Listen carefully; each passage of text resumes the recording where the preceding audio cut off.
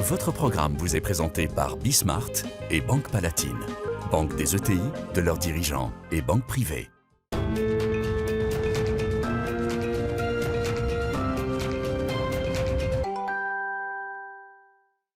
Salut à tous, c'est Bismart, on est de retour avec, comme on l'a fait d'ailleurs la semaine dernière, comme on le fera régulièrement, avec une émission thématique, 1 heure, pour essayer d'approfondir un sujet. Alors celui-là, de toute façon, il faudrait sans doute une vie, on en parlera d'ailleurs avec certains de nos invités qui y consacrent leur vie, donc 1 heure, on ne va qu'approcher le sujet, mais la Chine, qu'est-ce qui se passe en ce moment? Est-ce qu'on est sur une nouvelle offensive et une nouvelle dimension politique et diplomatique donnée par le pouvoir chinois, notamment tout ce qu'on raconte autour de la tech et de l'offensive réglementaire autour de la tech. Voilà, on va parler de ça pendant 1 heure. Évidemment, on poursuivra la conversation de jeudi dernier, l'affrontement avec les États-Unis en fond de sauce. Thématique aussi demain d'ailleurs, si vous pouvez être avec nous, et ce sera autour de l'industrie. 1 heure autour des défis de l'industrie française d'ailleurs, en cette rentrée. Allez, c'est parti, c'est Bismart. Votre programme vous est présenté par Bismart et Banque Palatine, banque des ETI, de leurs dirigeants et banque privée.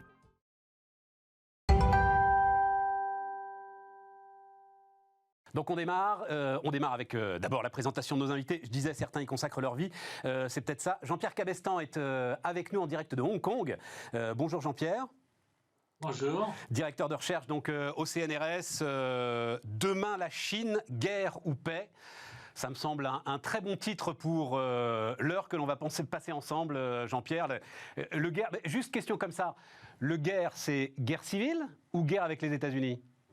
Non, guerre internationale, et oui, d'abord avec les États-Unis. Pas de guerre vous civile. avez eu le point d'interrogation sur mon titre, donc je pense plutôt, pour faire bref, à des crises militaires qu'à une guerre vraiment ouverte entre les deux puissances, les deux premières puissances mondiales, les deux puissances qui sont également nucléaires, ne l'oublions pas. Christian Saint-Etienne, alors c'est votre thèse aussi évidemment, Christian, économiste, votre bouquin Les apprentis sorciers, Trump, Xi Jinping, il va falloir... En fait, c'était pas Trump, c'est les États-Unis, Xi Jinping, c'est les... Exactement, je l'avais anticipé, mais sur la Chine, Biden continue la politique de Trump. Voilà. C'était pas forcément évident à ce point-là, mais en fait, il la continue totalement. Il n'a pas touché aux droits de douane. Ils sont au même niveau que ceux qu'avait fixé Trump.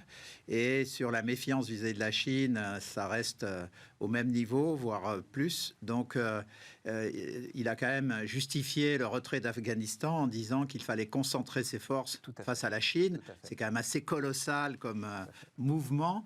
Donc, ça montre à quel point les États-Unis considèrent, enfin, je reviendrai là-dessus, et à quel point les États-Unis considèrent le conflit entre la Chine et les États-Unis pour la domination mondiale comme le sujet des 20 prochaines années. On y reviendra, mais je voudrais justement pas qu'on ne parle que de ça. David Bavrez aussi est avec nous. Bonjour David. Bonjour. Vous, votre dernier bouquin, c'est Chine-Europe, le grand tournant. Vous allez partir là pour Hong Kong. Vous nous racontiez que vous alliez faire 3 semaines de chambre d'hôtel enfermée, de quarantaine. Vous pouvez même pas quitter la chambre, c'est ça le régime pour retourner Je peux, mais je vais en prison pendant 6 mois. Donc je ne pense pas le faire. Le calcul est mal fait. David, ils en sont où? Moi, je voudrais qu'on démarre sur la situation économique de la Chine aujourd'hui. Parce que j'ai des signaux contradictoires. Quand vous regardez ce qui se passe du côté du commerce extérieur, les tout derniers chiffres sont quand même très spectaculaires, notamment en ce qui concerne le déséquilibre avec l'Europe. On est passé de 31 milliards de dollars de déséquilibre par mois, d'importation, par mois, de la part de l'Union européenne, à 39 milliards de dollars aujourd'hui. Donc 31, c'était 2019, c'était avant le blocage. Et en même temps, vous avez une production industrielle en Chine qui, sur cet été, s'est inscrite au plus bas de... j'avais noté ça dans un coin. Bref, oui, au plus bas depuis septembre 2020. Donc, ils en sont où exactement en termes de croissance économique? Xi Jinping nous avait promis la double circulation. Et en fait, on a plutôt un double embouteillage.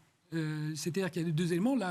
La consommation est plus faible qu'attendu, et pour une raison très simple. Elle est en gros plus 3% par an comparé à 2019. Et pour une raison très simple, c'est que la Chine n'a pas de vaccin efficace face aux nouveaux variants. Et donc la Chine est obligée de reconfiner une partie de sa population et est obligée de, typiquement, fermer ses ports donc le port de Shenzhen premier port au monde, pendant 4 semaines en mai-juin, et le port de Ningbo pendant 3 semaines au mois d'août. Et ça a un impact sur sur la seconde circulation qui était censée les exports. Vous venez de citer des chiffres très positifs. En réalité, ce que vous voyez, c'est que tous les exportateurs ont aujourd'hui un véritable cauchemar qui est d'organiser leur supply chain et leur logistique mondiale. Puisque la Chine peut fermer à tout moment ses ports et donc la logistique mondiale. On dit d'un mot, double circulation, on en avait parlé ensemble, et j'en reparlerai d'ailleurs, c'est ce dont on parle depuis 20 ans aussi, la consommation intérieure, la circulation de la consommation intérieure et du Made in China, qui petit à petit prend le pas. Puis deuxièmement, les exports. Voilà, les exportations qui restent là, mais on se rendait bien, c'est beaucoup l'idée d'une Chine qui arrive à devenir autosuffisante. Et la réalité, c'est que les chiffres la réalité est très inférieure aux chiffres qui sont publiés, et c'est pour ça qu'il y a un durcissement politique. Parce que vous savez, si vous prenez l'histoire de la Chine, c'est chaque fois qu'économiquement le pays a des problèmes que le pays se resserre politiquement. Jean-Pierre Cabestan, c'est votre vision aussi, c'est-à-dire, je voudrais vraiment un point conjoncture presque, vous voyez Jean-Pierre, où est-ce qu'on en est? Politiquement, il y a un resserrement de la Chine, il y a un isolement de la Chine, alors à la faveur du Covid, La Covid a évidemment favorisé une reprise en main politique. On voit bien, alors c'est la préparation du Congrès l'an prochain, et Xi Jinping, comme vous le savez, veut rester au pouvoir plus longtemps que l'espéraient ses détracteurs, et même la Constitution au départ. Mais il y a un resserrement idéologique. On insiste beaucoup sur la redistribution de la fortune que les milliardaires Jean-Pierre, justement, mais Jean-Pierre, est-ce que ce resserrement est en partie provoqué par une impasse économique, une impasse de production telle que vient de la décrire David? Elle est provoquée en partie par les difficultés que la Chine affronte dans ses relations avec ses principaux partenaires, et en particulier les États-Unis. Et donc, elle est aussi le fait que la Chine voudrait devenir plus autonome sur le plan des technologies et qu'elle veut beaucoup investir dans ces secteurs, mais dans un contexte international qui est beaucoup moins favorable qu'auparavant. Donc, vous avez cette crispation qu'on sent avec des tentations populistes de la part de Xi Jinping, qui veut faire plaisir aux classes moyennes en justement insistant sur cette redistribution de la fortune accumulée par certains, mais aussi en essayant de satisfaire ces classes moyennes avec de mesures destinées, par exemple, à contrôler les jeux en ligne ou à contrôler ces écoles du soir qui gagnent beaucoup d'argent sur le dos des parents qui préparent leurs enfants au bachotage. Enfin, il y a une série de mesures qui ont pour but d'essayer accroître ou renforcer la légitimité du régime, du Parti communiste par rapport à la société. Ouais. Christian, un mot de conjoncture, enfin pour peu qu'on le sache d'ailleurs, parce que ça reste quand même assez complexe, toujours la conjoncture en Chine. La consommation d'électricité, les productions de ciment et d'acier, qui sont toujours un indicateur significatif, pointent sur un ralentissement qui était de toute façon attendu. La croissance, c'est quoi? C'est la croissance de la population active et de la productivité des travailleurs. Donc, de toute façon, la Chine a marché sur le haut pendant 30 ans, ce qui est, il faut s'en souvenir. Elle a cru à 10% l'an pendant 30 ans. C'était hors norme, mais c'était un colossal rattrapage qui s'expliquait à la fois par les investissements gigantesques des multinationales en Chine et par le basculement d'une part très significative des populations rurales vers les villes. Et au passage, on basculait une population dans l'agriculture à productivité quasi nulle vers deux activités clés qui étaient l'activité de la construction et l'activité de l'industrie. C'était au cœur de la croissance des 30 Glorieuses en France. C'est le même mécanisme. Et donc, ce qui se passe, c'est qu'à un moment donné, quand vous n'avez plus de population massive à transférer, quand vous avez des quartiers de ville qui ne sont pas habités parce qu'on a trop construit, et quand l'industrie commence à trouver des difficultés à exporter pour les raisons géostratégiques, et qu'en plus la population active commence à décroître, tout cela conduit à un ralentissement qui m'a fait anticiper déjà, je regarde ces questions depuis une dizaine d'années sur la Chine, et déjà il y a 10 ans, j'avais anticipé qu'à terme, la croissance chinoise tomberait à 3%. La seule question, c'était à quel moment, puisqu'il y a 10 ans, on anticipait la baisse de la population active. Donc moi, je pense qu'actuellement, la croissance chinoise n'est pas à 6, mais à 4,5, et qu'elle va tendre, je continue de penser qu'elle va tendre vers 3. La question, c'est est-ce que le basculement vers 3% de croissance se fait d'ici 3 ans, 5 ans ou 7 ans? C'est ça la grande question. Si je peux Vas-y, le principal problème, c'est le retour de la stagflation. C'est-à-dire, c'est ce qu'il y a de pire économiquement. Il ne faut pas seulement raisonner croissance, il faut raisonner aussi profit. Absolument. Au mois d'août, les coûts font plus 9, l'inflation des coûts plus 9 en Chine, l'inflation des prix à la consommation plus 1. Donc, toutes les sociétés ont une pression sur leurs marges et n'ont plus de quoi investir et embaucher comme avant. Donc c'est pour ça que vous avez par exemple 15% de chômage chez les jeunes diplômés, qui est quelque chose qu'on n'a pas vu historiquement. Je regardais là, les Échos ont fait leur une d'ailleurs là-dessus, donc Evergrande, quand on regarde un peu ce conglomérat Evergrande, c'est quelque chose d'ahurissant. Il y a tout, ça démarre sur de la construction, mais derrière ils font de la voiture électrique, ils font de l'eau minérale, ils font du tourisme, etc. 250 milliards, l'équivalent de 257 milliards d'euros de passifs. Alors, pour une entreprise qui fait 100 milliards d'euros de ventes immobilières, effectivement, chaque année, mais il y a comme ça des points de fragilité importants, David, au cœur de ces rhinocéros gris. Mais la question, c'est de savoir si c'est systémique. C'est de savoir si c'est systémique. Voilà.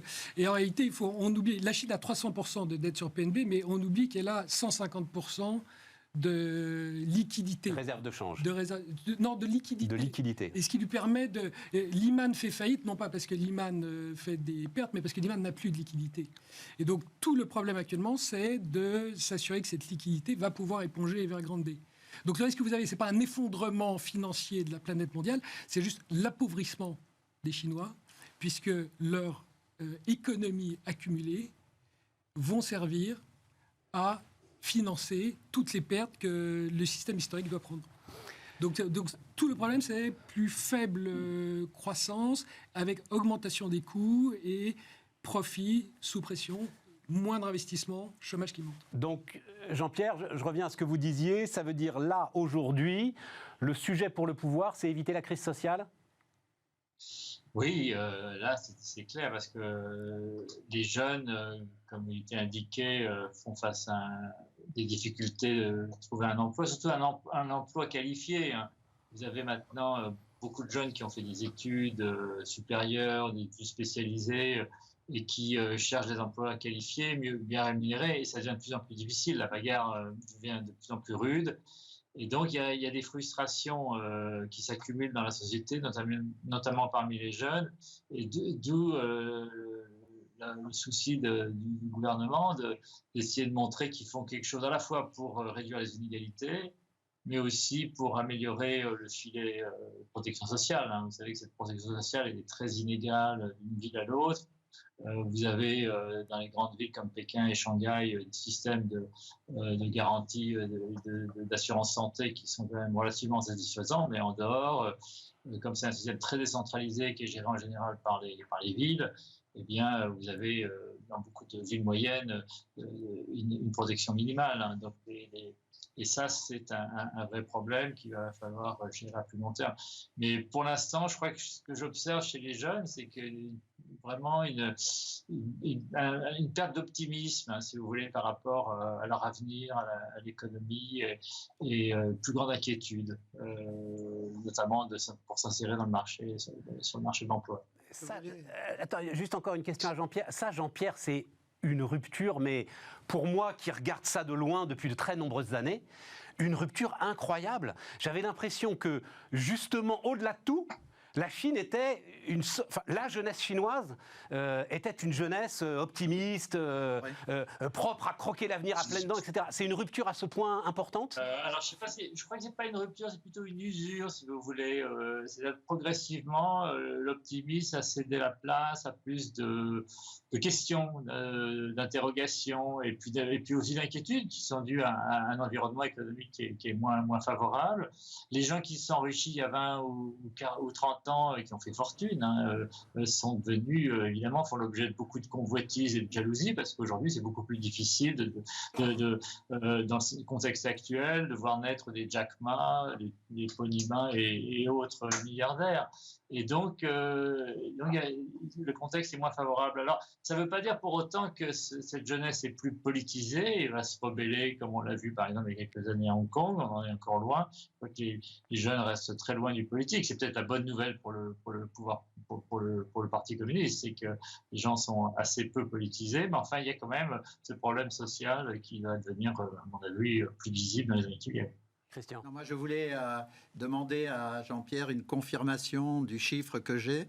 Est-ce que vous confirmez, d'après toutes les données que j'ai, que le coût public retraite santé pour la Chine, c'est 8 points de PIB? Est-ce que c'est bien l'ordre de grandeur, la politique publique? Oui, donc c'est pas élevé. Hein. Oui, non, mais c'est de l'ordre de 8, vous êtes d'accord.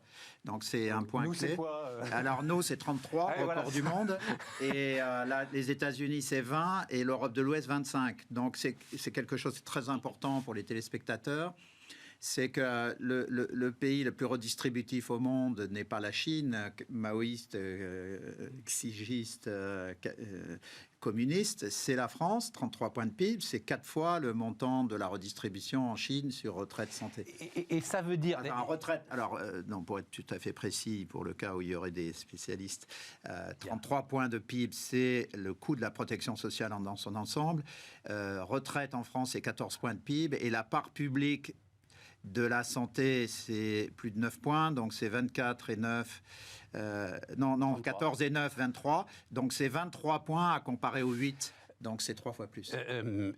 C'est Baudouin Pro, à l'époque où il dirigeait BNP Paribas, qui m'avait fait ce dessin, donc assez pessimiste sur la Chine, où il y avait un enfant unique, en fait, tout seul, qui portait sur ses épaules ses 2 parents, qui portaient eux-mêmes sur leurs épaules les 4 grands-parents, qui n'avaient absolument aucune protection. Et cet enfant unique-là, en fait, devait s'occuper d'absolument tout.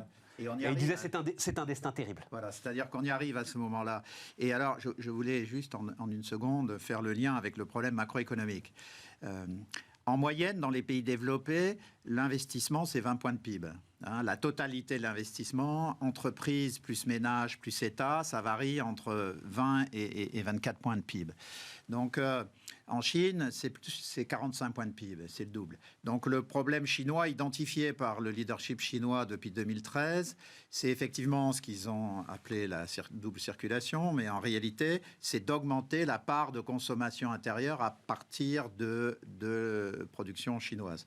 Le problème, c'est que donc si on investit 20 au lieu de 45, c'est qu'on consomme 80, mais dans les 80, il y a beaucoup de protection sociale, hein, parce que ce n'est pas que négatif, la protection sociale. Le problème, c'est la qualité de la protection sociale. Le problème, hein, que j'ai toujours défendu devant vous, Stéphane, c'est pas qu'on ait 33 points de PIB de protection sociale ou 56 points de PIB de dépenses publiques en 2019. C'est l'efficacité. C'est l'efficacité. Mais restons sur la Chine. Voilà. Qu'est-ce que vous voulez dire donc, le problème, c'est comment on bascule.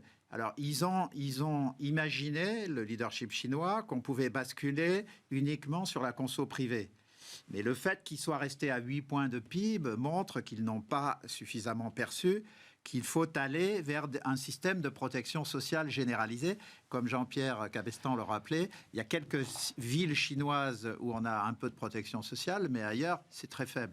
Donc, on voit bien qu'ils n'arrivent pas à prendre les décisions qui leur permettrait, par exemple, de passer de 8 à 15. Alors justement, quand Tencent est obligé de verser l'équivalent de 6 milliards de dollars, à qui d'ailleurs? Au budget de la République populaire de Chine, c'est ça, David? Parce qu'on dit ils ont versé, mais on ne sait pas trop à qui et comment ils ont versé. Alibaba, 13 milliards de dollars. C'est justement le début de la constitution d'une caisse de retraite et d'une caisse de solidarité. Au moins pour certains. Au moins pour certains, ouais. Non, mais je crois, pour revenir au problème, la Chine a le problème de ce qu'on appelle le revenu moyen. Vous avez 10 000 dollars de PNB par tête. Et pour augmenter, vous devez passer d'une économie de manufacturing exportateur à une économie de services. Absolument. Et le problème qu'ils ont, c'est que ça arrive au moment du Covid, où le service est forcément digital. Mais ça n'arrive pas au moment du Covid, David. Non, Ça mais fait 10 ans que j'entends parler de ça. Non, Ils y arrivent pas, quoi. non, mais aujourd'hui, ils sont à 10 000 et aujourd'hui, ils doivent passer à l'accélération des services. Et cette accélération se fait à un moment où, et ça, ils ne l'avaient pas prévu, le Covid arrive, donc tous les services sont digitaux. Donc vous avez des groupes qui aujourd'hui sont en perte, mais qui, sur les projections 2023-2025, vont toutes être l'équivalent de GAFA qui gagnent des milliards, voire des dizaines de milliards, et qui donc vont être un État dans l'État. Et que la jeunesse va suivre. Et donc, tout le problème, le problème ultime de la Chine aujourd'hui, c'est le contrôle. C'est le contrôle par le Parti communiste qui aujourd'hui sent qu'il perd sa jeunesse. Je vais vous donner un exemple. Une grande marque de luxe vient de faire une fantastique opération promotionnelle. 77 millions de vues sur Internet. Le Parti communiste a 80 millions d'adhérents. Si vous êtes à la tête du Parti communiste, et les 77 millions sont que des jeunes, vos 80 millions du parti, il n'y a pas que des jeunes. Et donc vous dites... C'est une très belle image. Et donc vous dites, le parti pour les vieux, c'est 1937 la longue marche, on vire les Japonais de Chine, donc on doit tout au parti. Notre génération, c'est 40 ans de croissance économique, donc on est d'accord avec le parti. Et le problème qu'a Xi Jinping aujourd'hui, c'est qu'il n'a pas d'histoire à raconter. Parce que la seule histoire qu'il a, c'est l'environnement. Et vous savez que le pic des émissions en Chine, c'est 2030. Donc il a aujourd'hui une période de 10 ans où il dit, mais qu'est-ce que je vais bien pouvoir raconter à ma jeunesse quand je vois bien qu'elle va sur les réseaux sociaux dans un monde qui m'échappe, parce que c'est un monde virtuel, c'est le métaverse, que je ne contrôle pas du tout, et je vois qu'en plus, il y a une influence occidentale. Et ça vous explique que dans les mesures, on viendra peut-être aux mesures qui sont prises dans la granularité. Allons-y tout de suite, là, justement, offensif sur la tech. Ce qui est très gênant avec nous, c'est que, pour nous, c'est que quand vous, objectivement, vous regardez ces mesures, il y en a qui sont tout à fait justifiées. Oui. Parce que les mesures anti-monopole sur Internet, les mesures contrôle des données, on rêverait de les avoir prises contre les GAFA il y a 10 ans. Oui. Donc là, vous êtes obligé de dire... Donc effectivement, il y a des mesures, il y a l'équivalent de notre RGPD, on va dire ça comme ça. Oui. Il y a des mesures, je découvre ça, je ne crois pas qu'on ait ça nous, mais il y a des mesures antitrust, des mesures surtout, anti-concurrence, c'est-à-dire des logiciels qui aspirent les données de vos concurrents pour faire en sorte que vous ne quittez pas... Enfin bref, exactement. Tout un tas, effectivement, donc d'éléments... C'est pour ça que vous savez... Ce que font Google et Facebook tous les jours, voilà, et qu'on aimerait arrêter. Éléments qui sont parfaitement légitimes. C'est pour ça que Jack Ma, qui chez nous est perçu comme une énorme victime, vous savez, en Chine, il y a beaucoup de Chinois qui disent il n'a qu'est-ce qu'il mérite. On sait où il est, là, Jack Ma ? Alors, non, je ne sais pas. Non. Mais il faut que vous ayez sans doute très très loin à la campagne pour le trouver. Donc, ça va vous prendre du temps. Jean-Pierre Cabestan, on sait où il est, Jack Ma ? Enfin, il est à Pékin, enfin, il est où à Hangzhou, hein, c'est sa base. Et il est en Chine, en tout cas. Il ne peut pas quitter la Chine en ce moment. Mais non, je suis tout à fait d'accord avec ce qui vient d'être dit. J'apporterai une petite nuance parce que avec justement les grands groupes qui ont des positions monopolistiques comme Alibaba, Tencent et d'autres, le parti a évidemment lancé une offensive, mais il est aussi obligé de négocier. C'est-à-dire que le parti n'a pas toutes les cartes en main. Si vous prenez le cas de Alipay, hein, qui est un moyen de paiement très répandu en Chine, qui a été développé par Alibaba, des millions de Chinois dépendent d'Alipay. Donc, Xi Jinping ne peut pas du jour au lendemain supprimer ce mode de paiement. Hein. Donc, il y a une négociation qui se poursuit avec Alibaba. Évidemment, Jack Ma est allé trop loin. Il a voulu créer une banque sans prendre les risques d'avoir une banque. Donc, c'est pour ça que ça ne pouvait pas fonctionner. Mais je pense que le pouvoir est obligé de faire avec tous ces grands groupes, leur rogner un peu les ailes pour... éviter qu'ils profitent de leur position dominante, mais ce qui est bienvenu et bien accueilli par certains segments de la société, mais pour autant, je pense que ces grands groupes ne vont pas disparaître. Mais ils étaient perçus à un moment comme des armes de conquête au service du pouvoir. Absolument. Comme la fierté de la Chine. Et on se rend compte que en fait, ça n'a peut-être même jamais été le cas, finalement. Alors, je parle sous le contrôle de tout le monde, et notamment Jean-Pierre Cabestan, mais il y a 3 aspects dans ce qu'ils font vis-à-vis de la tech. Il y a les aspects contrôle des données au sens de RGPD, il y a bien l'antitrust, mais il y a quand même un 3e élément, qui est que c'est un système totalitaire absolu, hein, qui s'est développé avec notamment le crédit social associé à chaque personne. Et donc là, ils se retrouvaient avec un système où ces grandes entreprises chinoises, donc les BATHX, se retrouvaient, Baidu, Alibaba, Tencent, se retrouvaient avec des données sur les Chinois qui étaient plus à jour et plus complètes que les données du Parti communiste sur les Chinois. Donc il y a ce troisième aspect-là aussi dans la reprise en main de la tech, un aspect que nous ne supporterions pas en Occident. Donc nous voudrions que Facebook et Google arrêtent de pomper les données de tout le monde. Et effectivement, on peut regretter de ne pas avoir suffisamment pris de mesures contre eux. Mais en même temps, on ne voudrait pas que ces données tombent dans une agence publique, ce qui va être le cas en Chine, parce que derrière les négos, il y a bien une négociation entre le Parti communiste et les grands de la tech sur le partage des richesses et sur le partage des données. Mais je pense qu'in fine, le Parti communiste est en train de négocier avec ces groupes l'équivalent de la NSA américaine, c'est-à-dire que grand système d'écoute. Voilà, un immense système de recueil d'informations qui complète toutes les infos que le parti avait déjà sur chaque citoyen. C'est pour ça que quand vous êtes investisseur, un resserrement politique, en Chine, on y est habitué. On y a eu droit en 2013 avec la campagne anticorruption, on y a droit en 2018 avec une attaque contre le secteur privé, et à chaque fois on s'en est sorti. Donc la vraie question, c'est qu'il y a une partie des mesures qu'on comprend, celle qu'on vient d'évoquer sur Internet, puis il y a une autre partie de mesures qui sont purement idéologiques, où on dit supprimer l'éducation privée du jour au lendemain, attaquer les divertissements, dire que dans les universités, les LGBT doivent se référencer pour aller à un cours de rééducation mentale, et s'ils ne le font pas, il faut les dénoncer. Là, on a un problème idéologique qui relève du totalitarisme que vous... Oui, mais ils s'attaquent directement à cette jeunesse qui les inquiète pourtant, dont vous me disiez qui les inquiétait. Justement, vous voyez, c'est ça. Et donc, toute l'idée, c'est est-ce que dans les mois qui viennent, ce qu'a dit Jean-Pierre Cabestan, est-ce qu'on va retrouver des contre-pouvoirs qui font qu'il va y avoir un équilibre privé et public qui va être différent précédemment, parce que clairement, Xi a montré qu'il était plus prêt à tolérer ce qui était historiquement, mais on retrouve quand même un équilibre. Et la Chine peut rester ouverte. Alors, à l'inverse, si on ne retrouve pas l'équilibre, là, il faut se poser une question un peu folle. La Chine a été ouverte de 2001 à 2017, de manière relative, avec les réseaux sociaux, l'OMC. Est-ce qu'il faut s'apprêter à avoir une Chine qui se ferme, non pas pour un an, mais qui se ferme pour 10-15 ans?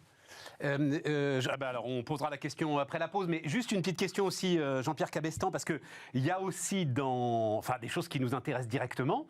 Je regardais par exemple la pression mise sur Didi, sur les VTC et sur les plateformes de livraison. Il y a une pression mise directement sur ces grosses plateformes pour de meilleures conditions de travail pour l'ensemble de leurs livreurs et l'ensemble de leurs salariés. Très occidental là aussi comme sujet.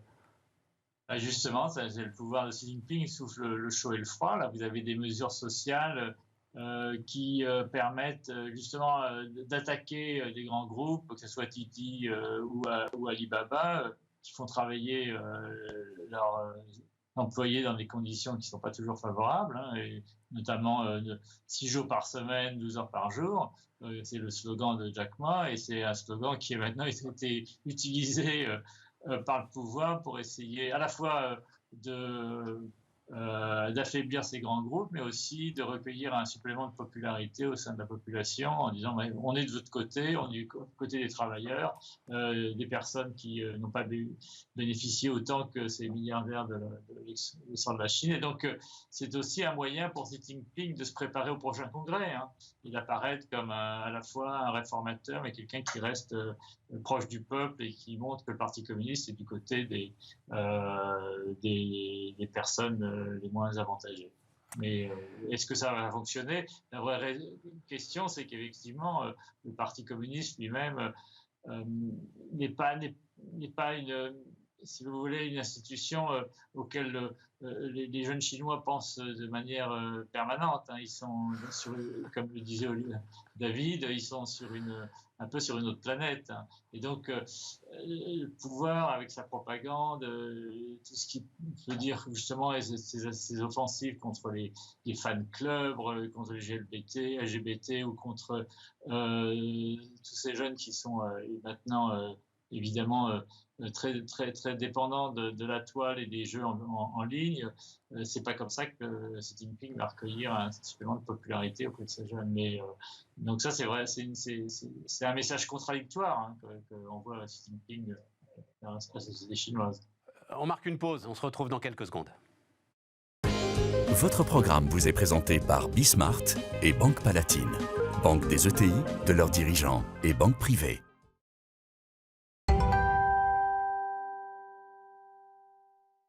On repart donc encore une demi-heure, 20 minutes autour de la Chine. Moi, David, tout ce qu'on vient de raconter, la question pour les entreprises françaises aujourd'hui, est-ce que ça ne va pas devenir dangereux d'investir en Chine?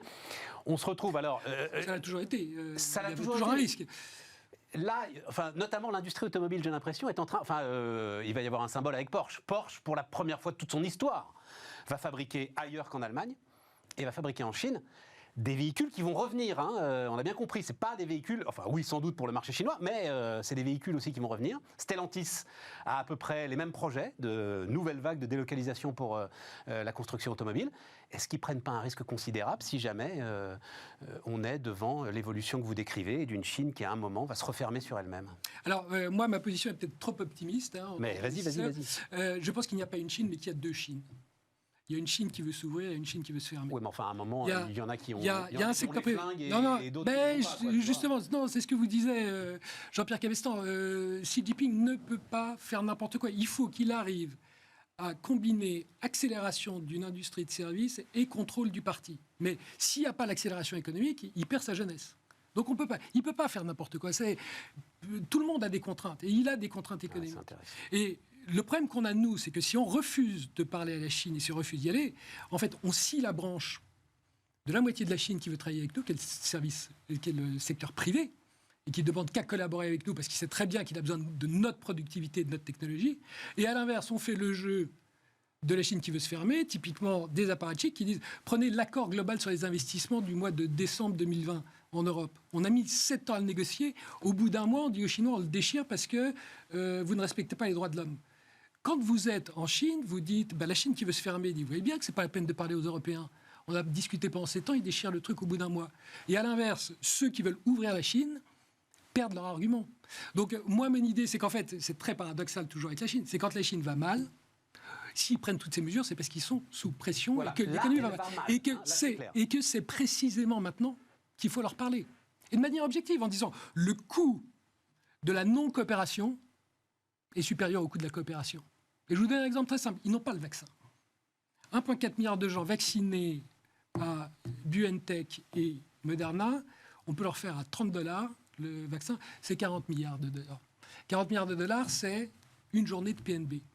Donc leur dire, là, vous venez de fermer le port de Shenzhen pendant un mois, vous venez de fermer le port de Ningbo pendant 3 semaines. C'est eux qui ne veulent pas l'acheter, ce vaccin. Ils ont leur vaccin chinois qui leur va bien. Voilà. Mais non, qui ne leur va pas. Oui, mais... Et c'est là, il faut dire, vous voyez, que le coût de la non-coopération... Non, mais ils n'en veulent pas de vaccin. Ils n'en veulent pas jusqu'à ce qu'il y ait un problème économique qui fasse que... Et c'est ça ce qu'il faut leur dire. Parce que si vous vous fermez, chaque fois que vous êtes fermé... Au Sinovac, dans le reste du monde... Il faut le rappeler, chaque fois que vous êtes fermé, vous êtes allé dans le mur. Et ça, il y a plus de la moitié de la Chine, le secteur privé, qui le comprend parfaitement. Et c'est à ces gens-là qu'il faut qu'on donne des arguments de manière... Oui. Il y a une lutte d'influence et on ne sait pas qui va gagner. Christian ? Oui, alors vous avez raison de poser ce débat de manière géostratégique au sens interne de la Chine, mais j'avais cru comprendre quand même que la question de Stéphane, c'était si on produit des Porsche en Chine, 40% moins cher qu'en Allemagne, dans 10 ans, ça entraîne quoi? Alors, on a déjà joué ce jeu-là. Non, c'était pas ça ma question, Christian. Oui, mais ça peut l'être Ma aussi. question, ça peut l'être, mais cette l'être. question-là, comme vous dites, elle a 10 ans, elle a même un siècle, en fait. Le péril jaune. Non, c'est pas seulement le péril jaune, c'est que l'Europe... L'ouvrier à 1 sou détrônera l'ouvrier à 1 franc. Non, mais sauf que l'Europe est la zone qui croît le moins vite. Il y a quand même si Non, ma question c'était, si vous investissez massivement aujourd'hui, est-ce que vous ne risquez pas de perdre votre investissement parce qu'il va y avoir un changement radical? Parce qu'ils vous prendront, ils vous nationaliseront le truc. Exactement. Comme Le plus gros risque, Soviétiques. c'est le syndrome EDF. Vous y allez pendant 40 ans, vous le construisez le nucléaire et vous ne gagnez pas un centime. Donc le problème de l'industrie allemande aujourd'hui, de l'automobile, c'est est-ce que je vais être taxé sur mes voitures thermiques pour financer la voiture électrique qui sera chinoise? Et c'est ça l'énorme problème. C'est ça l'énorme problème aujourd'hui de l'industrie automobile allemande. Mais je reviens quand même. j'ai évoqué au tout début, pour moi, c'est une perspective à 10 ans qu'il faut avoir impérativement à l'esprit. J'ai bien dit que pour moi, la croissance chinoise, elle n'était pas à 6, elle était à 4,5, elle tendait vers 3. Mais pour l'instant, elle est à 4,5. 4,5, regardons la tendance des 3 grands acteurs mondiaux. La tendance à 10 ans sur les bases actuelles, pour la zone euro, c'est 1,25, 1,30. La tendance pour les États-Unis à 10 ans, c'est 2,5. 2,25 à 2,5. Et la tendance pour l'instant, tant qu'il ne bascule pas du 4,5 à 3, pour les Chinois, c'est 4,5. Donc il faut bien avoir quelque chose dans la tête qu'il ne faut jamais oublier. Aujourd'hui, les États-Unis, à l'horizon des 10 prochaines années, c'est quand même l'horizon des grands investisseurs, c'est 2 fois la croissance de la zone euro. Et la Chine, ça reste 2 fois les États-Unis ou 4 fois la zone euro. Donc on a quand même une grande interrogation sur le moyen terme. Est-ce que la zone euro, qui représentait 20 points du PIB mondial il y a 12 ans, qui est déjà tombé à 15 et qui est en train de sortir de l'histoire. La zone euro est en train de sortir de l'histoire, Chine, Allemagne comprise. Donc il y a un moment, et c'est une question géostratégique que l'Union européenne ne se pose pas, parce qu'elle n'est pas posée comme ça. Mais jusqu'à quel point il ne faut pas... C'est une question que les Américains se posent. Il ne faut pas créer un grand marché nord-atlantique entre les États-Unis et la zone euro et traiter les questions de croissance et d'échange avec la Chine de manière géostratégique en se disant, et si on continue de leur transférer les technos, sachant que le préjugé, il y a 20 ans, c'était qu'ils étaient assez stupides pour jamais pouvoir nous rattraper. Ce qu'ils ont montré depuis 20 ans, c'est que non seulement ils peuvent nous rattraper, mais y compris dans les technologies les plus intensives, en savoir-faire, ils sont capables même de dépasser les Américains. C'est pour ça que Trump a cassé Huawei, c'est parce que Huawei s'était permis d'être meilleur que les Américains en 5G. Et donc, la question, c'est une vraie question, je n'ai pas la réponse, mais... Est-ce qu'il faut vraiment... Et je pense qu'en revanche, les géostratèges américains se la posent. Est-ce qu'il faut aider la Chine ou la casser? Voilà. Bonne question. Attendez, d'abord, je voudrais J'aimerais bien avoir l'avis de Jean-Pierre sur faut-il la casser ou faut-il l'aider? Bon, c'est Christian l'animateur, Jean-Pierre. Vous répondrez. Allez-y. Je ne suis pas économiste, mais ce que je peux dire, c'est qu'il faut protéger nos intérêts.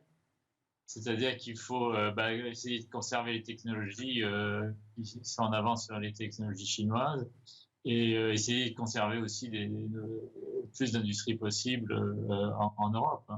Alors, il y a toujours une question de coût, mais on a bien vu qu'avec la Covid, qu'il était préférable aussi de conserver un nombre de lignes de production à proximité de nos marchés, plutôt que de dépendre complètement d'une mondialisation qui montre ses faiblesses lorsqu'il y a une crise. Mais Jean-Pierre, est-ce que vous achetez ce que nous a expliqué David, c'est-à-dire, moi j'ai l'impression, j'ai entendu ça avec l'Iran, j'ai entendu ça avec l'Union soviétique, certains d'entre vous n'étaient pas nés, c'est-à-dire, il y a le camp des modérés qu'il faut encourager parce que sinon, c'est les durs qui vont tout saisir et ce sera la fin des temps.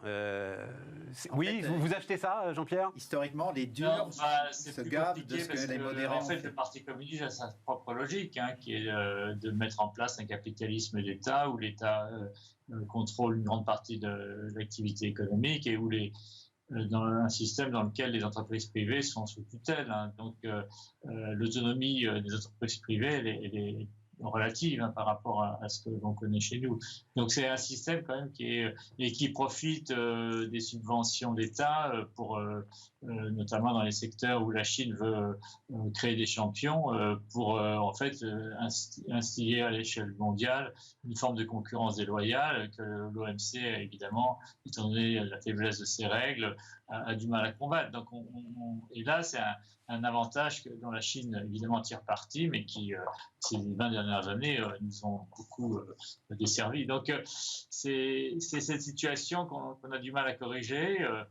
J'ai vu que l'administration Biden voudrait commencer à enquêter sur ces subventions d'État indues qui sont distribuées par le Parti communiste à ses champions nationaux et qui leur permet d'occuper des positions de plus en plus fortes sur la scène mondiale. Donc ça, mais quel instrument mettre en place pour essayer de créer un système plus juste de concurrence, on n'a pas forcément la réponse parce qu'on n'a pas les instruments. Maintenant, au sein du pouvoir, voir au sein de la société chinoise, oui, il y a des gens qui sont quand même pour l'ouverture sur l'extérieur. Moi, je le vois à travers mes étudiants, si vous voulez. C'est qu'ils sont peut-être nationalistes pour certains, mais enfin, eux, ils tablent quand même beaucoup sur une Chine qui est ouverte, qui reste notamment pour tout ce qui est vie quotidienne, les produits de luxe, mais aussi, si vous voulez, les divertissements. Jean-Pierre, juste question presque anecdotique, mais la démocratie, c'est pas un sujet pour ces jeunes gens, vous nous décriviez. Pour la plupart des Chinois, ça ne l'est pas. En tout cas, les Chinois du continent. Hein. Ça l'est pour les gens de Hong Kong, ça l'est pour les Taïwanais, mais pour les Chinois du continent, c'est pas une question qui se pose parce que pour deux raisons. D'abord, parce que je pense qu'il y a un déficit de culture démocratique en Chine, hein, donc c'est pas une question qui les intéresse. Et les Chinois sont devenus consommateurs, mais ils ne sont pas devenus pour autant citoyens.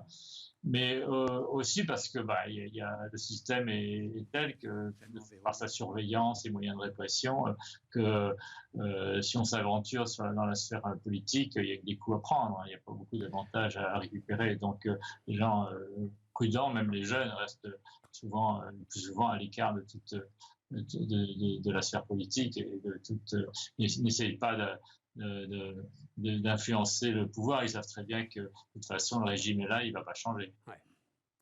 Un mot encore, David sur le plan économique, pour ceux qui nous écoutent et qui ont des activités en Chine, la vraie cassure, c'est la stagflation. C'est-à-dire qu'on a eu 20 années de déflation, et maintenant c'est terminé. Alors, les salaires augmentaient déjà, mais là, ce sont tous les coûts qui explosent, y compris matières premières, y compris logistique. Donc la vraie question, c'est pas est-ce qu'il y aura une croissance, pour moi, c'est est-ce que j'aurai une croissance profitable. Ouais.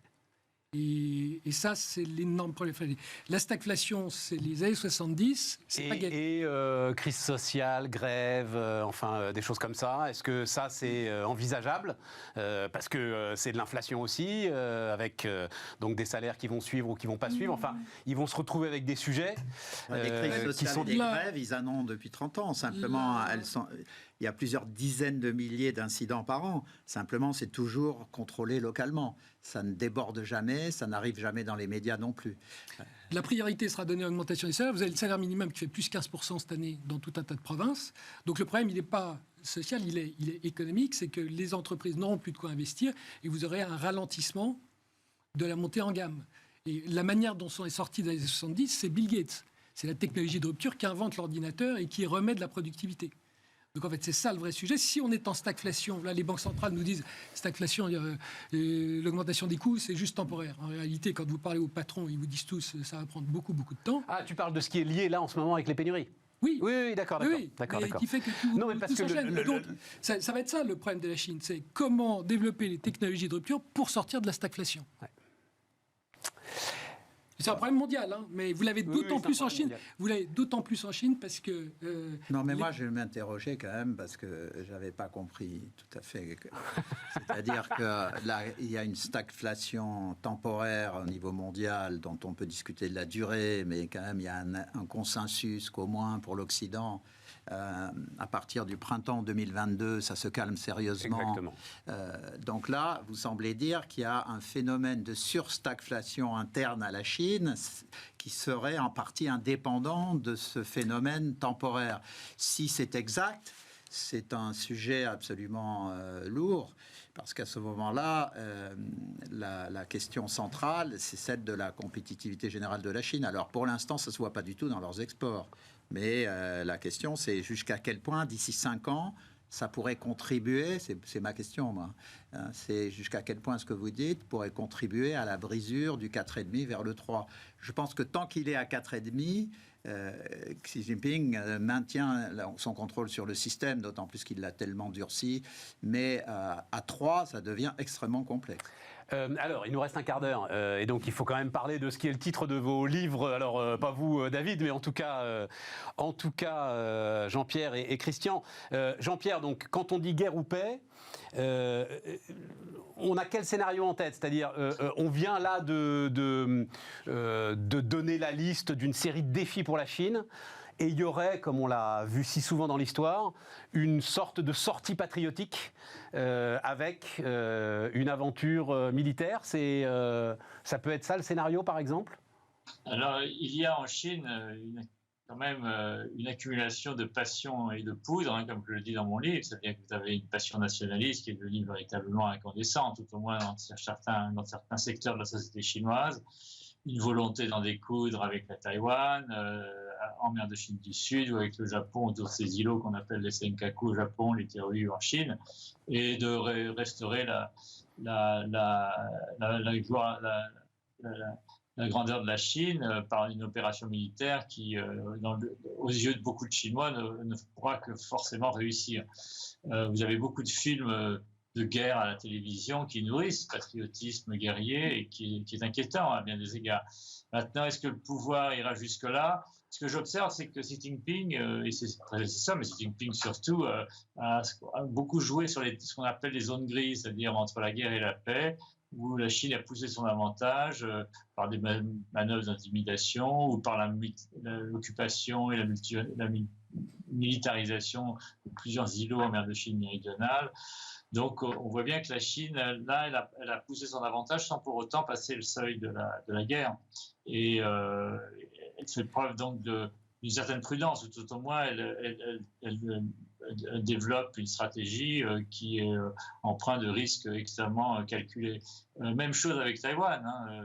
Vous avez vu les gesticulations qu'elle a pu multiplier ces dernières années dans les détroits de Taïwan, mais sans pour autant passer à une opération militaire en bonne et due forme. Et parce que, évidemment, vous avez les États-Unis sur le chemin et que les États-Unis ont des traités d'alliance ou de sécurité avec un certain nombre de pays de la zone, notamment le Japon et la Corée du Sud, et avec Taïwan, une espèce de garantie assez ambiguë, mais qui revient à protéger le statu quo, non pas à soutenir une indépendance de Taïwan par rapport à la Chine, mais à protéger le statu quo et empêcher que la Chine, qui aujourd'hui a des velléités de réunification ou d'accélération de la réunification, à utiliser des moyens militaires pour arriver à ses fins. Et comment est-ce que ça s'articule avec le programme Route de la Soie ? Parce que moi, j'avais l'impression que depuis, on va dire, 2 ans, ce qui guidait un petit peu les relations internationales de la Chine, c'était au contraire, les routes de la soie étaient présentées comme les nouvelles routes de la soie, comme la prospérité commune, comme les investissements communs, etc. Donc là aussi, il y a une forme de contradiction. Oui, les routes de la soie, c'est destiné au Sud. Hein. C'est-à-dire, c'est une manière pour la Chine de rallier à sa cause tous les pays du Sud, notamment l'Afrique, mais aussi l'Asie et l'Amérique latine, pour mieux isoler le Nord, mieux isoler les pays occidentaux et un peu appliquant à l'échelle mondiale un peu ce qu'avait fait Mao à l'échelle de la Chine, c'est-à-dire encercler les villes avec le soutien des campagnes et ainsi asphyxier ou tout au moins mettre fin à la domination occidentale des affaires mondiales. Et ça, c'est vraiment le projet chinois. On le sent bien chaque jour dans le duel, si vous voulez, entre la Chine et les États-Unis. C'est ça le véritable enjeu. C'est de faire en sorte que les États-Unis perdent leur statut de première puissance mondiale. Est-ce que pour autant les États-Unis vont céder ? Moi, je ne pense pas. Et c'est un peu la conclusion de mon livre. Hein. C'est qu'on est parti plutôt dans une guerre chaude, plutôt vers une guerre froide où les deux grandes puissances vont continuer de se faire face et de se concurrencer et parfois de devoir gérer des crises militaires dans lesquelles elles seront impliquées. Christian ? Alors, il va y avoir une guerre froide de plus en plus dure, mais la question, malgré tout, ce que l'on a observé dans l'histoire, c'est que s'il y a un très fort ralentissement de la croissance chinoise, la tentative d'une aventure extérieure devient de plus en plus forte. Alors, c'est ce que j'avais déjà écrit, quand Xi a pris le pouvoir à vie. La seule façon de vous sortir du pouvoir à vie, c'est une balle dans la tête.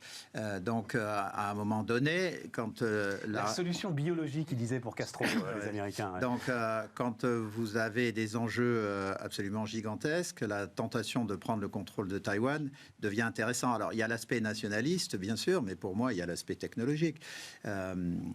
Taïwan, c'est 40% des microprocesseurs mondiaux, mais c'est 81% des dernières générations. Ouais, or, c'est clé pour le développement militaire, mais aussi pour la recherche des progrès de productivité pour régler le problème que vous évoquiez précédemment. Christian, je vais vous le dire très franchement, moi, comme ça, ça semble inimaginable. Alors ça semble L'idée inimaginable. des Chinois, de l'armée chinoise débarquant à Taïwan, ça semble inimaginable. Alors, ça semble inimaginable. C'est d'un autre siècle. Oui, mais ce n'est pas forcément la vision des dictatures, ça c'est le premier point.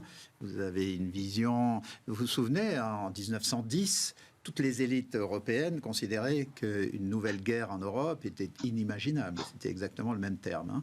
Donc la question qui se joue, c'est à partir de là, il peut y avoir des dérapages. Donc, quand à un moment donné, les Chinois décident effectivement de faire une aventure militaire sur Taïwan, ça semble inimaginable à l'instant T, mais il peut y avoir des dérapages. Alors, le deuxième point qui m'impressionne, c'est une note qui est sortie du ministère de la Défense de Taïwan la semaine dernière et qui a dit qu'en cas d'attaque chinoise, Taïwan ne pourrait pas résister. Donc, on peut aussi imaginer qu'à un moment donné... Personne n'en doute, ça. Non, mais ça veut dire qu'on peut aussi imaginer une opération militaire qui se résolve comme ce qu'on a observé en Afghanistan. C'est-à-dire que l'armée chinoise avance et puis que les autres disent « OK, on ne se bat pas ». Alors, c'est une grande interrogation, on ne peut pas y répondre. En tout cas, c'est le sujet du moment, quoi. Alors, pour vous, il n'y a pas de doute. Moi, à ce moment-là, la question qui se pose... donc on voit qu'on est face à un univers de possibles multiples, mais la question qui se pose pour moi, vraiment, c'est jusqu'à quel point, dans le stade actuel des choses, les Américains pourraient tolérer que s'ils prennent le contrôle de l'industrie des microprocesseurs de Taïwan. En fait, c'est ça la seule vraie question géopolitique. Et donc là... Donc ça veut dire que les Taïwanais vont commencer à s'inquiéter fort en 2025, quand l'industrie américaine des microprocesseurs sera montée en puissance. Mais moi, je pense que la raison... les usines qu'il faut... Et... Non, mais justement, la première si vous voulez, mais vous venez de dire ce que j'ai dit récemment. Quand Biden annonce 50 milliards de dollars pour réinternaliser la production et que quelques semaines après, Intel annonce 100 milliards de dollars d'investissement, les deux étant liés d'ailleurs, puisqu'une partie des 50 entre dans les 100 d'Intel, c'est un effort colossal qui est accompli et qui permettra aux États-Unis d'être semi-autonome d'ici 3 à 5 ans. Semi-autonome, c'est au sens de ce que le Pentagone considère comme la base militaire. Vous savez que le Pentagone a cartographié 40% du potentiel économique des États-Unis appartient à la base militaire. Donc aussi longtemps que la base militaire, d'ici 3 à 5 ans, est totalement autonome en approvisionnement de microprocesseurs, à ce moment-là, vous avez une semi-autonomie des États-Unis vis-à-vis de la Chine. Mais je continue juste une seconde. Oui, une seconde. Alors, vous avez eu des études qui ont été menées, et puis le livre de 2017 sur Thucydide, qui montre que si les Américains voulaient protéger Taïwan en envoyant des Marines, s'il faut en envoyer 1,5 million, on peut avoir 800 000 morts, et le chapitre se terminait par on ne va pas sacrifier 800 000 gamins. Mais en revanche, si la Chine intervient et que Taïwan, là aussi, ça sera incident contre incident, je pense qu'une destruction militaire du potentiel de microprocesseurs taïwanais par les Américains au moment d'une attaque de la Chine, c'est quelque chose qui est, à mon avis, cartographié. David. Non, mais l'art de la guerre, c'est de ne pas faire la guerre. Donc, moi, je ne crois pas à la guerre froide, je crois à la paix froide. C'est-à-dire la guerre est impossible et la paix est improbable. C'est l'inverse de 1947. Donc, en fait, moi, je crois que ça fait 20 ans qu'on sous-estime la Chine qui s'ouvre. Et il ne faudrait pas qu'on surestime, pour les 20 prochaines années, une Chine qui se ferme. Et on l'a vu il y a 15 jours à Hong Kong, où la Chine a voulu imposer à Hong Kong la loi anti-sanctions contre les sanctions américaines. Et toute la communauté des banques a dit, mais si vous nous forcez à choisir entre les États-Unis et la Chine, il va de soi qu'on ne peut pas se couper du dollar. Attends, David, il faut expliquer ça. Loi anti-sanctions, c'est-à-dire les banques qui travaillent à Hong Kong n'auraient plus eu... C'est-à-dire que si vous êtes une entreprise et que vous suivez des sanctions contre la Chine, eh bien, je peux saisir vos actifs en Chine. Et donc, cette loi s'applique à la Chine continentale et les Chinois voulaient qu'elle s'applique également à Hong Kong. Ce qui fait que toutes les grandes banques internationales. Donc, toutes les grandes banques qui sont par définition obligées de suivre les sanctions américaines auraient vu tous leurs actifs en Chine potentiellement saisis. Et donc, l'ensemble de la communauté financière de Hong Kong a dit aux Chinois, mais ça, vous ne pouvez pas. Si vous faites ça, on part tous de Hong Kong. Ouais, c'est ça. Ce que les banques canadiennes ont déjà fait. Ouais, en disant, on ne prend pas le risque. Ouais, c'est ça. Donc, aujourd'hui, ce sont les États-Unis qui gagnent. Et c'est la Chine qui perd. Donc c'est là où C'est un peu la question que je posais tout à l'heure. Le rapport de force. Faut-il rester à tout prix? Les banques ont envoyé une réponse. Non, on ne restera pas à tout prix. Le rapport de force, aujourd'hui, désolé, mais est en faveur des États-Unis. Donc ne nous forcez pas à choisir, parce que si vous nous forcez à choisir, on est obligé de partir. C'est intéressant. Jean-Pierre? Oui, moi je passe, pour résumer, si vous voulez, parce qu'on arrive à la fin de notre émission, je pense que les États-Unis ne peuvent pas lâcher Taïwan. S'ils abandonnent Taïwan, c'est la fin de la crédibilité américaine dans l'Asie-Pacifique, et donc tous les alliés américains de la zone seront obligés de se réaligner sur la Chine. Et donc l'enjeu pour les États-Unis, mais aussi pour la Chine, est énorme. Donc c'est pour ça que... Et puis alors il y a une autre quand même dimension. Si d'un côté la guerre cybernétique a déjà bien commencé, hein, il y a deux autres guerres que ces deux puissances ne peuvent pas envisager. C'est la guerre nucléaire, d'abord. Le risque de nucléarisation d'un conflit sino-américain reste important. Et puis la guerre spatiale. C'est-à-dire que le premier jour, si les Chinois ont pour un projet de neutraliser les satellites américains, le lendemain, c'est les satellites chinois qui sont neutralisés. Les Américains lancent 50 satellites qu'ils ont en réserve dans leur hangar. Donc, et là, l'espace est à nouveau contrôlé par les Américains. Donc, si vous voulez, il y a une espèce d'équilibre de la terreur qui force à la fois les Chinois et les Américains à faire attention, mais qui empêche les Chinois, à mon avis, d'aller au-delà d'un incident militaire et donc d'une crise militaire qui peut apporter certains avantages à la Chine, en accroissant la pression sur Taïwan, en leur faisant peur, les empêchant d'aller trop loin dans leur volonté d'indépendance. Mais pour autant, je ne pense pas qu'ils puissent forcer les Taïwanais à s'unifier contre leur gré à la République populaire de Chine.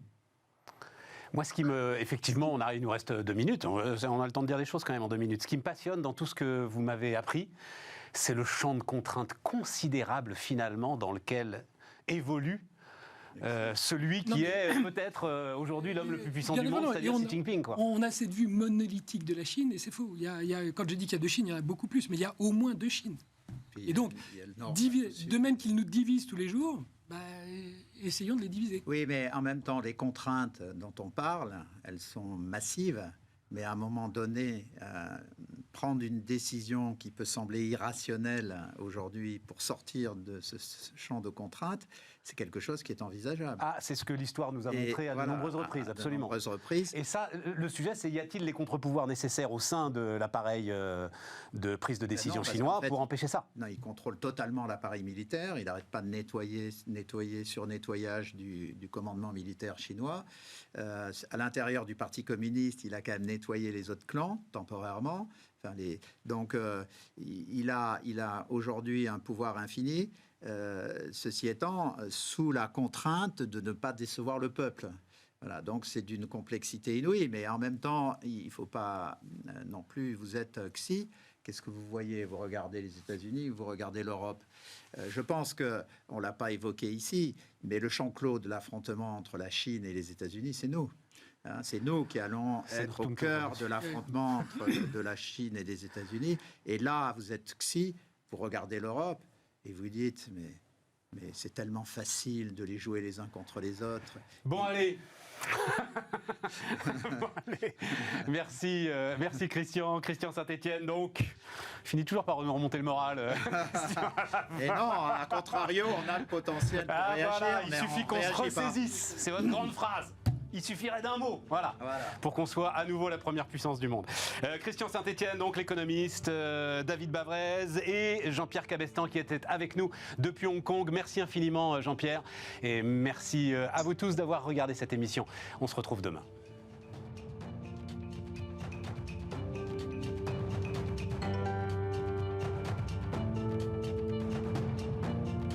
Votre programme vous a été présenté par Bismart et Banque Palatine, banque des ETI, de leurs dirigeants et banque privée.